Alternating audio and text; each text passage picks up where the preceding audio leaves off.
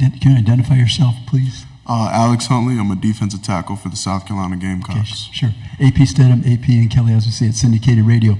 What needs to happen with the South Carolina defense to improve in the win total?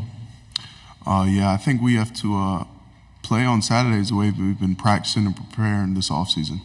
I feel like the defense as a whole, we've got a lot of newcomers, a lot of transfers and young guys who have came in and they've helped the team tremendously.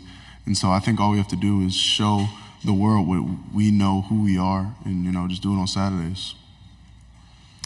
Left side. Kind of going off of that, what has given you confidence this offseason that you guys are primed for a bounce-back year? There's several things I'd say. First, depth. We got a lot of guys who came in who have put an immediate impact on our team, on our defense. And so that's something that obviously helps you in every aspect. I think last year didn't go the way anybody on the team wanted it. And I think we all came back from that with a real big chip on our shoulder, ready to work, ready to, just do what we got to do to win. Because that's the only thing on our minds right now is a win. On the aisle, left side. Britton Ross, OU Nightly. Has Coach Beamer kind of told you guys what playing at OU is like, and what are you kind of expecting that trip to Norman to be like?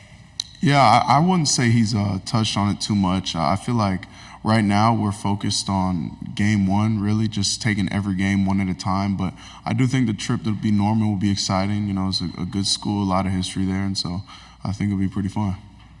Right side on the aisle.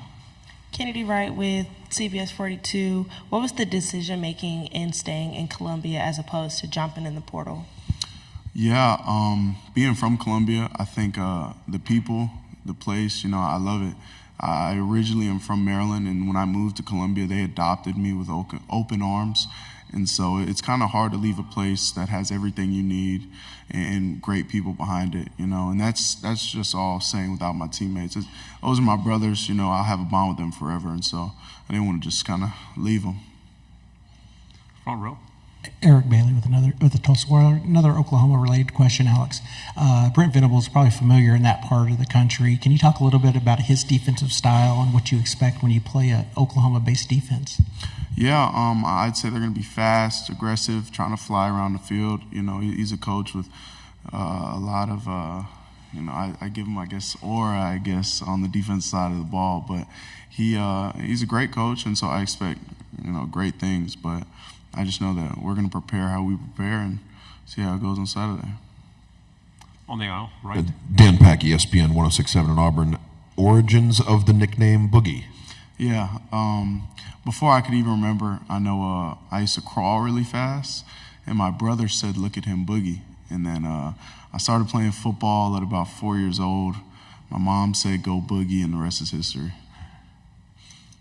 On the aisle, in the back. Courtney Mims, Pig Trail Nation. Rocket Sanders joining the program. What's he been like for you guys so far? Any stories of him joining the program? What's he been like? Yeah, that's a dude who came in the building day one. You could see how much it means to him. His care factor is huge, and all he does is work. And I think he's great for a lot of guys to see a guy who came in with an already big name, already stats to his name, but he still didn't miss a beat in workouts. He grinds, and so I love having him on the team. I'm glad he came.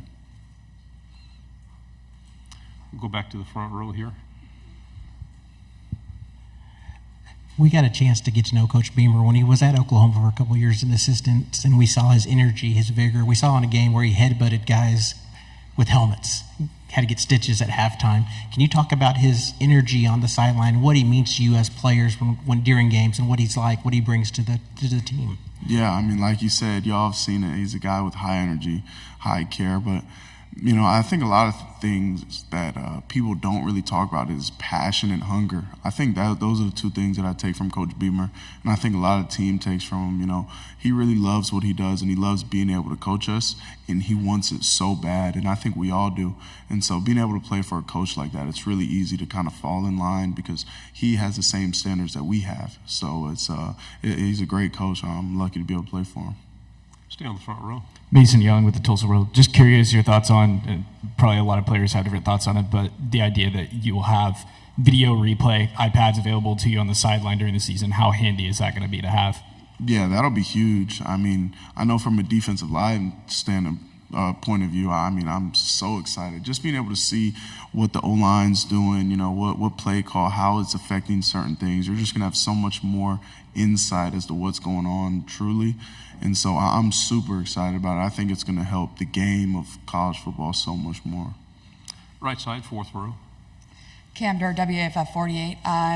With College Football 25 coming out, how excited are you for that, and how accurate do you think that it's going to be with the ratings and everything? Yeah, I mean, I'm super excited. I feel like that's what most of the guys here are going to do when they leave here is go play. But, yeah, I feel like I'm going to have to do some proven wrong during the season. I feel like the history of sports games and ratings have never been the best. And so I've mentally prepared for not the rating I want, but it's okay because the season's coming soon, so I have my chance to kind of show.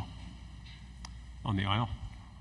How big is it to get Tonka back and just talk about who's made strides on that South Carolina defense this offseason? Yeah, I think Tonka coming back is huge. He's a great player, as everybody knows. He's a great teammate, and he's a great person. Being one of my close friends every day, I kind of see him in a different light than a lot of people. But he's a very calm guy, very, just to himself. But on the football field, he kind of lets it all go. And so having a guy like that is huge. And we have so many guys on defense who are either new additions, who have just bettered themselves in this offseason. I think it's going to be really cool to see how many guys are playing, and it's going to be a lot because I keep getting questions about the defense a lot, and rightfully so, because what we're going to do this year is going to be very big. So just about every position has a guy who you might not have heard of, but you'll see this year. We time for one final question. Anybody on the end here? With Texas and Oklahoma coming in, the schedules kind of change around, but you guys still play Texas A&M this year. Just kind of your thoughts on playing the Aggies every year and what kind of team they are when you've played them. Yeah, Texas A&M is one of those teams where every time you play them, it's going to be a battle. It's going to be a fourth quarter game, and that's how most teams are in the SEC. It's the most competitive conference, and that's just how the SEC is. And so it's always been fun being able to play these good teams. If you want to be the best, you have to beat the best. And so that's how everybody on the team feels. We want our shot. We want a shot at the title. And so whatever we have to do, whoever we have to play, we'll do that, and we'll show up on Saturday. Alex, thank you very much. Good job. Thank you.